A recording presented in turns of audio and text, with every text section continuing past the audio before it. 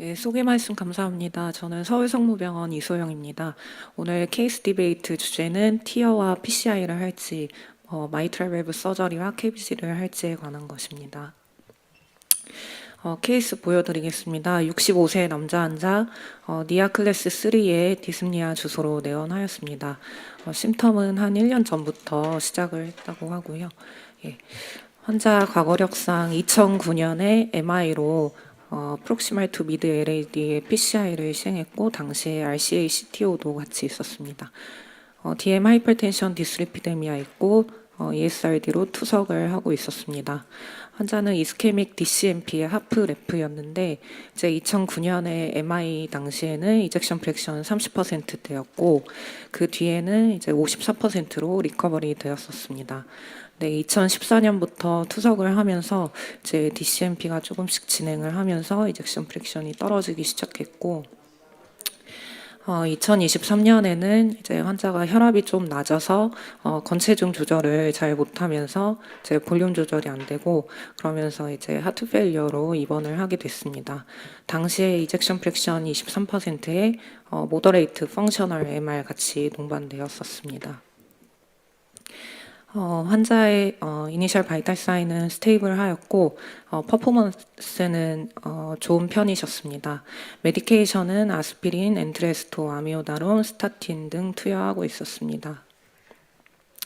체스트 엑스레이에서는 카디오메갈리와 풀모너리 이디마 보였고 EKG에서는 LVH의 소견 보였고 랩에서는 크레아티닌, 트로포닌 T, 엔티프로비엠피 다 올라 있었습니다. 이 TTE는 내원하시기 5개월 전에 타병원에서 시행한 에코였습니다. LV 이젝션 프랙션 38%로 감소되어 있었고 LV 챔버, LA 챔버 다 사이즈 커져 있었습니다. 레스트릭티브 패턴의 다이아스톨릭 디스펑션 보였고 이제 PML이 테더링되고 텐팅되면서 코압테이션이 잘 되지 않고 시그니피컨트한 MR 제시 관찰되었습니다. 그래서 MR 퀀티피케이션을 했을 때 당시에는 한 모더레이트에서 시비어 MR 정도였고 이하로는 세컨더리 MR이어서 언더 에스티메이션 되었을 가능성이 있었습니다. RBSP는 72 정도로 모더레이트 pH 동반되어 있었고 풀모너리 베인 시스톨릭 플로우 리버설 함께 관찰되었습니다. 이번에 본원 내원에서 시행한 TE였고 시비어 MR로 진행된 소견 보였고 3D 이미지 상에서는 A1, P1 세그멘트의 말코압테이션 관찰되었습니다. 환자의 서지컬 리스크는 STS 스코어 13.6%로 하이 리스크였습니다. 티어 피저빌리티를 봤을 때 코압테이션 갭이 넓진 않았고 PML 랭스는 10mm는 안 되고 한 9mm 정도로 짧진 않았고 마이트럴 밸브 에리아가 4는 넘었었고 펑처 하이트 41mm였습니다.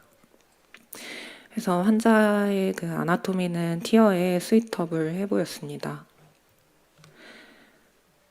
CT상에서 마이트럴 밸브 리플렛에 칼시피케이션이 있거나 하진 않았습니다. CAG에서는 이전 그 프록시말 LAD의 PCI 한 곳에 이제 한 50% 정도 디스크리트한 ISR 소견 보였고 프록시말 서크에 2020년도에 팔로업 CAG에선 보이지 않았는데 토탈 오클루전 된 소견 보였습니다. 그리고 미드 RCA CTO는 이전에 2009년 때부터 관찰되던 소견이었고 리마 페이턴트 하였습니다. 그래서 케이스 썸머리 해보면 환자는 DM 하이퍼텐션 있고 투석하던 하이리스크 서저리 환자였고 그리고 3베슬 디지즈의 이스케믹 DCMP 하프레프 환자였습니다. 시비어 벤트리큘러 펑셔널 MR 환자였고 이제 아나토믹하게는 티어의 피저블한 환자였습니다. 본원에서는 이제 환자 나이가 젊고 이제 퍼포먼스가 좋아서 이제 OP를 하기로 결정을 했었습니다. 그래서 이제 OP 후에 MR이 다 교정이 되고 MR이 교정되면서 이제 이젝션이 좀 떨어져서 하트 페일리어 메디케이션을 같이 하고 있습니다. 네, 케이스는 이상입니다. 감사합니다. 선생님 아까 제가 에코를 잘 못 봤는데 T에서 그 A1, P1 포션이 어느 정도인가요? 그러니까 센트럴에 좀 가까운 쪽인가요, 선생님? 여기서 제가 그렇습니다. 판단을 잘 이것만 가지고 못 하겠어가지고. 네, A to P to 트랜지션 존 쪽에 네, 1.5 정도 생각하면 될까요? 그러면 1.5 1하고 2 사이 정도? 네. 네, 예, 그렇습니다. 예.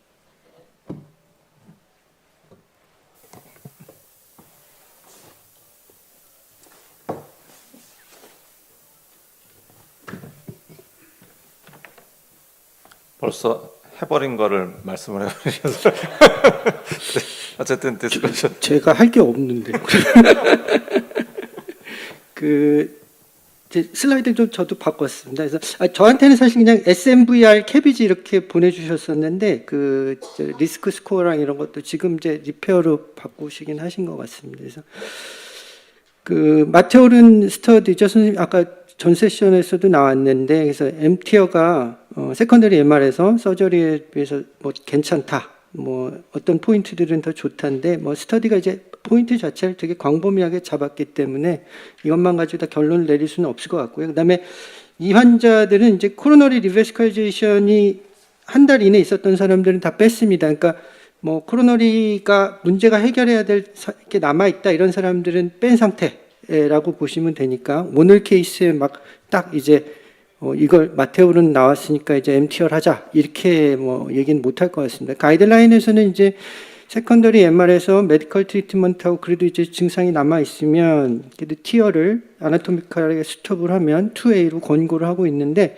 또 잘 읽어보시면 캐비지가 예정이 돼 있으면 그때 마이트럴 밸브 서저리 하는 게 또 리즈너블 할 거다. 그래서 그것도 2A로 권고를 하고 있습니다. 그래서 캐비지 혹은 뭐 다른 관상동맥을 치료할지 말지에 따라서 저희가 이제 선택할 거를 좀 달리 아마 생각을 좀 해봐야 될 것 같고요. 역시 마찬가지로 캐비지 그러면 이제 그때 그냥 같이 하라는 거고 그게 아니다 그러면 이제 이런 것 저런 걸 다 따져서 메디컬 트리트먼트하고 그래도 이젝션 프랙션 나쁘면서 계속 이제 문제가 남아 있으면 티어를 해볼 수 있다는 거고 환자는 이제 좀 그 RVSP가 좀 높아서 약간 걸리긴 합니다만 뭐 70 보더라인 그 보통 얘기하는 크라이테리아에서 그래서 시도는 아마 해볼 수는 있을 것 같고요. 그래서 이 사람은 결국은 마이트럴 밸브가 더 중요하다기보다는 이스케미아를 해결을 하고 LV 펑션 어떻게 더 좋게 해주느냐가 아마 첫 번째 저희가 생각을 해야 될 것 같습니다. 그래서 그게 캐비지가 됐건 PCI가 됐건 그다음에 이제 수술하는데 당연히 뭐 MV 리페어였다고 하셨는데 뭐 리페어 할 수 있으면 해야죠. 그래서 그 세컨더리 MR에서 테더링이 심하면 어쩔 수 없이 이제 MVR 해야 되는 경우를 제가 들어서 알고 있는데 뭐 환자는 MV 리페어가 제가 봤을 때는 가능해 보였던 것 같고 실제로도 그렇게 하셨던 것 같고요. 그래서 제가 보기에는 이 환자는 65세 남자고 이 환자분을 못 봤으니까 프레일티가 얼마인지는 모르겠습니다만 아주 이제 투석하고 뭐 이런 조건들이 있습니다만 그래도 연령대로는 아주 나쁘진 않은 것 같아서 그래도 캐비지하고 MV 리페어를 하는 게 제일 이제 좋은 방법이 아닐까 싶습니다. 근데 만약에 여러 가지 이유로 이제 이걸 수술을 뭐 환자가 거부했다든지 아니면 이제 흉부외과 선생님들이 이제 리마투 LAD가 이제 안 되면 그 할 필요가 없으면 별로 이렇게 재미가 없어 하시더라고요. 그래서 가끔 그냥 네가 해라 이렇게 하실 때도 있으셔가지고 뭐 하트팀을 거쳐가지고 그냥 이거는 네가 해라 그러면 이제 해결을 해야죠 혈관부터. 근데 이때는 바이빌리티 테스트를 좀 해야 될 것 같습니다. 그래서 얼마나 악착같이 우리가 어디를 뚫을 건지를 좀 보고 뭐 해결을 일단 어디를 얼만큼 할지 가능한 물론 뭐 다 해야 되겠지만 해야 될 것 같고 M티어를 해야겠죠. 그 다음에는 그래서 M티어에만 이제 초점을 맞춰서 이걸 딱 해야 된다라고 하면 아주 좋은 케이스는 아니지만 그래도 수터블 하다고 보입니다. 그래서 포지션으로 봐도 이게 아주 센트럴은 아니지만 그렇다고 아주 커미션은 아니기 때문에 저희가 어느 정도 접근이 가능할 것 같고요. 그다음에 이 통상적으로 이제 유볼레미아로 하는 게 제일 이제 원칙이다라고 이제 돼 있는데 실제는 그렇게 못하는 경우가 많습니다. 그래서 환자는 아까 코압테이션 갭이 뭐 2에서 3.6까지 이렇게 측정이 되는 것 같은데 갭이 그 정도면은 사실 잡기가 되게 어려운 경우가 많이 있거든요. 그래서 어그레시브 다이우레시스를 해가지고 그 갭을 확 줄여놔야 저희가 시술할 때 걱정이 없을 것 같고 이 포스티얼 리플렛이 9mm여서 좀 마진을 합니다. 그래서 보통 이제 9mm 아래쪽은 그냥 NT 타입을 쓰라고 돼 있고, 그다음에 좀 9mm 넘어가면 그래도 XT를 고려를 하라고 돼 있는데, 아까 보면 그래도 9.2 정도여서 이 MR을 아마 좀 효과적으로 줄여주기 위해서는 결국 좀 긴 타입 XT X 계열을 써야 될 것 같고요. MVA가 한 6 정도 나오는데 하나 잡고 나면 아마 뭐 4 혹은 그 이하로 떨어질 가능성이 많아서 2개 잡기는 쉽지는 않을 것 같아서 약간 이제 센트럴 포션이 아니어서 약간 부담스러운 면은 있습니다만 그래도 XTW 하나로 마이트럴 클립 시술을 하는 게 제일 정석일 것 같고요. 만약에 해놓고 나서 레지듀얼 MR이나 마이트럴 밸브 그레디언트에 따라서 뭐 하나를 더 할지 아니면 그냥 둘지 아마 지켜볼 수 있을 것 같습니다. 경청해 주셔서 감사합니다. 좌장님이 발표를 하셔갖고 패널 선생님도 혹시 좌장님의 발표에 뭔가 반대 의견이 있으신가요? 저는 부연 설명만 드리면 이분이 65세 투석한 지 10년이면 실제 다른 그 코로너리나 밸브 몰퍼지를 봤을 때는 한 생물학적으로 한 85세 정도로 느껴지고요. 이분이 과연 10년 정도 더 사실까 이런 의문을 갖기 때문에 노멀 사이너스 리듬이고 OP의 하이 리스크고 이런 걸 감안하다면 뭐 티어가 당연히 합당하다고 충분히 고려해 볼 만하다고 생각합니다. RCA 서크 다 뚫고요. 이 사람은 이스케미아를 먼저 해결해야 될 것 같은데요. 이게. RCA 서크가 다 막힌 경우가 대개는 바이애빌리티 테스트를 자료가 없지만 되게 생존하기가 어렵죠. 그래서 제 생각에는 저렇게 오래된 병변을 뚫으려고 하다가 오히려 좀 더 위험한 일을 많이 만들기 때문에 저는 그냥 티어만 하는 게 어떨까. 그 남겨둔 이스케미아 해결을 안 하고요. 그러면은 근데 제가 보기에는 티어도 좋기는 하지만 이제 우리가 MR만 치료를 하는 게 아니라 환자 전체를 치료를 한다 그러면 교정해야 될 걸 일단 먼저 다 교정을 해놓고 그래도 안 되면 이제 MR을 좀 줄여주는 게 그게 원칙일까 싶어서 뭐 모르겠습니다. 이제 65세 투석 환자니까 나쁠 가능성도 많이 있지만 제 생각에는 2개를 효과적으로 하려면 뭐 수술해 주시긴다고 하기만 하면 이제 리마토레디가 없으니까 재미없어 하실지는 모르겠습니다. 근데 할 수 있으면 하고 리페어 하시는 거 그렇게 되게 잘하시더라고요. 금방 그래서 아마 그게 더 좋지 않을까 싶은데요. 네, 홍순창 선생님. 네. 아니 저는 약간 좀 약간 커멘트 비슷하게 말씀드리고 싶어요. 제가 60대 후반 환자를 AVR을 하는데 제가 그 투석 돌리는 환자에서 내과 선생님한테 여쭤봤어요. 그 네프로 선생님한테 expected life가 얼마나 정도 될 것 같습니까? 10년 안 살 거래요. 그래서 그냥 티슈 밸브로 수술했어요. 근데 8년째 이제 아시겠지만 ESRD 환자는 티슈 밸브가 디제너러티브 체인지가 더 금방 생기거든요. ESRD가 아닌 환자보다 더 빨리 망가지잖아요. 근데 8년째 다 망가졌는데 이 환자 계속 투석 돌리고 살고 있더라고요. 그래서 리드를 했어요. 70살이 넘어가지고. 그래서 제가 말씀드리고 싶은 거는 요즘은 이식도 KT도 굉장히 많이 하거든요. 그 다음에 환자들 되게 오래 살아요. 아까 제가 보여준 케이스도 80살이 넘어가지고 탈의를 했는데 결국은 87세 때 그게 문제 생겨가지고 그걸 다시 수술해야 되고 이런 복잡한 상황들이 생기기 때문에 저는 아까 그 다른 내과 선생님 말씀드린 것처럼 그런 어떤 에이지보다는 요즘 사람들이 오래 살기 때문에 이 사람이 진짜 지금같이 메디컬 트리트먼트나 이런 의학이 발달된 데서 진짜 얼마만큼까지 서바이벌 할 수 있는지 그런 포인트를 굉장히 환자들한테 고민을 해야 되지 않을까 생각이 들어요. 네, 선생님 말씀에 당연히 100% 공감하고요. 선생님 근데 아마 그분 메카니컬 밸브하고 아파린 맥이었으면 블리딩으로 돌아가셨을 수도 있습니다. 그래서 저는 그 상황에선 티슈 밸브 넣으셨던 게 다행인 것 같고 뭐 티슈 밸브 넣고 티슈 밸브 페일리어 오면 뭐 서지컬 하이 리스크라고 생각하면 탑의할 수도 있으니까 네, 그런 선생님 말씀대로 환자분들 오래 살 걸 그 생각을 해서 치료 방침을 결정하는 건 굉장히 중요한 것 같습니다. 예. 정재 선생님 그러니까 만약에 좀 전에 그 환자를 수술을 안 한다고 하면 그러니까 아까 말씀하신 바이어빌 테스트에서 라테랄 이스케미아 바이브레이트가 있으면 먼저 그러니까 서컴 CTO를 뚫어주면 라테랄이 좋아지면 MR도 좋아질 수 있지 않나요? 저는 이게 그 생각을 먼저 했었고요.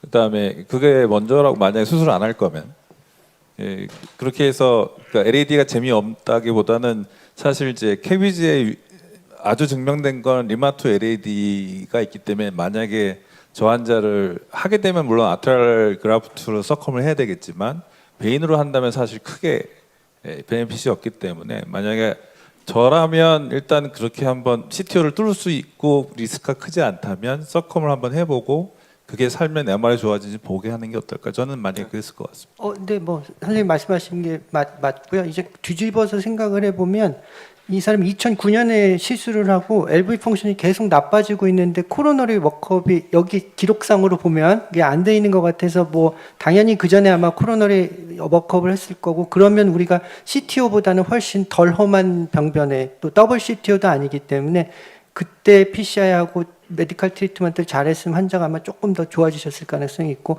지금이라면 이제 안 한다, 네가 해라 그러면 이제 바이어블 테스트나 전체적인 뭐 다른 정보를 좀 더 얻어서 컬프릿을 아마 이게 근데 IC인지 서크인지 구분 어려운 경우가 물론 또 있거든요. 그래서 아마 시술을 뭐 한 군데 하고 그 다음에 또 한 군데 하고 MR이 어떨지 보고 그래도 안 되면 TR하고 아마 그 수술 안 하신다면 그렇게 아마 차근차근 아마 가실 것 같습니다. 네, 수술을 환자가 이미 했기 때문에 제가 뭐 저는 이제 평생 서지컬 백업 없이 코로너리 인터벤션을 했거든요. 그래서 이현정 선생님 말씀하신 그냥 스테이 시키는 것도 환자 스테이블하면 생각해 볼 수 있을 것 같고 저 같으면 서클을 무조건 트라이 했을 것 같습니다. RC는 오래된 병변이고 서클을 트라이 했을 것 같고 그래도 안 되면 이제 뭐 또 이야기를 했을 것 같습니다. 어쨌든 정답이 있는 건 아니고 환자의 전체적인 상태를 보고 우리가 이 디베이트들을 결정하는 게 좋을 것 같습니다. 오늘 그 강의해 주시고 브리프해 주시고 또 토론에 참여해 주신 선생님들 그다음에 토론자 여러분들 감사합니다. 이 세션 마치도록 하겠습니다.